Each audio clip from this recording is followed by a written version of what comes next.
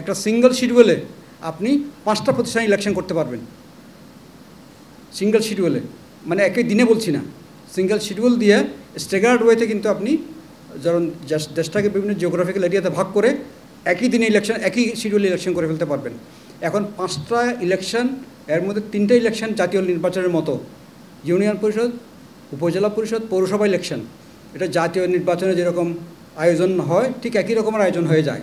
তাহলে একটা দেশে 5টা ইলেকশন একটা গভর্নমেন্টের অধীনে 5 বছর ধরে নির্বাচন হতে থাকে। নির্বাচন মানে কিছু অস্থিরতা, কিছু অশান্তি, কিছু বিশৃঙ্খলা এবং কিছু কর্মসময় ওখানে চলে যায় বিরাট। আমরা হিসাব করে দেখেছি প্রায় 225 দিন সময় চলে যায় এই ইলেকশনগুলো করতে গিয়ে, এবং তারপর আমরা কথা হতো যখন বহু কিছু হয়। এই ইলেকশন সিস্টেমটাকে সিম্পল করা দরকার। যদি এই সিস্টেমে আসি আমরা, তাহলে একটা শিডিউলে 40 দিনের একটা শিডিউল দিয়েই আপনি 5 বছরের ইলেকশন করে ফেলতে পারবেন। একটা সরকার শুরুতেই এরকম নির্বাচনটা হতে হলে 5 বছর সরকার কাজ করবে, আর নতুন কোনো ইলেকশন লাগবে না।